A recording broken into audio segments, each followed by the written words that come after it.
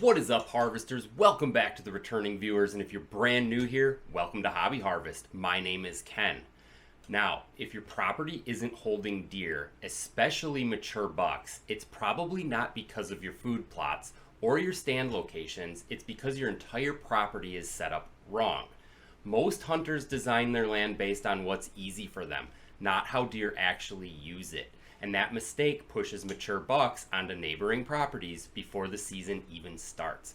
In this video, I'm going to show you exactly how to design a deer hunting property that actually holds deer by working with their natural movement, not against it. And if you've ever felt like your property should be better than it is, you're not alone. I remember walking into properties thinking, this looks perfect. Good cover, food nearby, sign everywhere. But when the season came around, something was off. I'd get trail cam pictures at night, maybe a random daylight sighting here and there, but the consistency just wasn't there. And the more I hunted, the worse it seemed to get. Deer would shift, movement would dry up, and it always felt like I was one step behind. At the time, I thought I just needed to do more. More plots, more stands, more cameras, but the truth was I didn't need more. I needed a better system. And once I started looking at the property as a whole instead of individual pieces, that's when things finally started to change. So here's the shift that changed everything for me. You're not building a hunting property, you're building a place where deer feel safe enough to spend daylight hours. Because that's really what we're after. Not just deer on the property, but deer moving during legal shooting light. A mature buck is wired to survive. He's constantly asking, where am I safe? Where can I eat? And how do I move between those without getting exposed? If your property doesn't answer those questions the right way, he'll find one that does. And a lot of times that's the neighbor's place. So what we're looking to do is break this down into 4 pieces, and then I'll show you how they all connect at the end. But first, let me introduce this video's sponsor, High C Boots. I've worked with High C before and love their boots. They have a wide variety available on their website and they'll ship them straight to your door. The biggest thing that sets them apart from other boots I have, and I have a closet full, is how comfortable they are. Their liners make it feel like you're walking on marshmallows. And if that wasn't enough, they also come with a lifetime warranty. I've never had any issues with their boots before, but I've had other brands develop a leak over time which made them unusable, and I'd have to go out and buy another pair. With High C's lifetime warranty, you don't need to worry about that. I'll leave a link down in the description with a discount code of 15% off so you can go check them out. Alright, so how are we going to keep those mature bucks on your property during the day? Let's start with bedding, because this is the foundation of everything. If a deer doesn't feel safe bedding on your property, you're always going to be hunting where they aren't. Now here's something I want you to really think about. Not all bedding is equal. A lot of properties technically have bedding cover, but it's not the kind that holds mature bucks. For example, open hardwoods with a little understory might hold does, but a mature buck, he's probably not choosing that if he has better options nearby. He's looking for thick cover where he can't be easily seen, a position where he can use the wind to his advantage, and ideally terrain that gives him a visual edge. One of the biggest improvements you can make is simply increasing security. That might mean hinge cutting, planting screening cover, or just letting areas grow up. But placement matters just as much as the cover itself.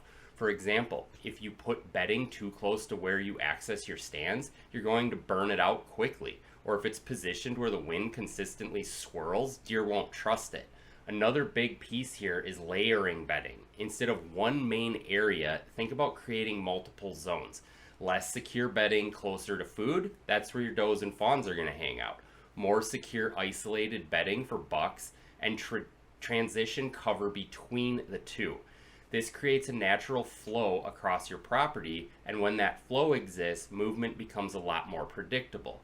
And that's exactly what you want. Now, let's talk about food, and this is where a lot of people get tripped up, because food is the most visible improvement you can make. You plant something, it grows, deer show up, so it feels like progress. But here's the problem. If your food is in the wrong place, you're just feeding deer, not hunting them. A classic example is putting a big food plot right in the middle of a property. It looks great, gets nighttime pictures, but during daylight, Those deer are staging somewhere else, waiting until dark to step out. So instead of thinking about food as a destination, think about it as part of a movement system. Where are deer coming from? Where do they feel comfortable before they expose themselves? That's where staging areas come in.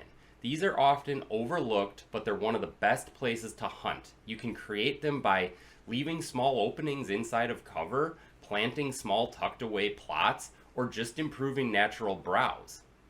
Now, instead of deer going from bedding to wide open food, they move in stages. And that gives you an opportunity to catch them in daylight. That's a huge difference. Now, let's talk about the piece that ruins more setups than anything else: access. Because here's the reality: you are the biggest predator on your property, and every time you enter or exit, you're leaving a trace. Scent, sound, visual disturbance, and deer pick up on that way faster than most people realize. I've seen properties where everything looked perfect on paper, but the access routes cut right through the middle of deer movement, and over time, the deer just adjusted. They didn't leave completely, they just stopped moving during daylight.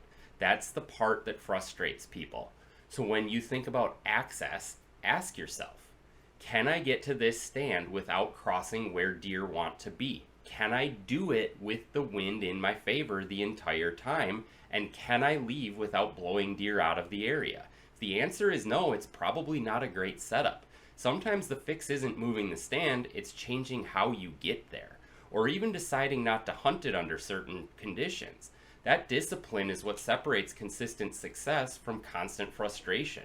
The final piece is movement, and this is where everything connects, because once you have secure bedding, strategic food, and clean access, movement starts to take shape naturally. And that's what you want. You don't want to force deer into weird patterns. You want to guide them along paths that already make sense to them.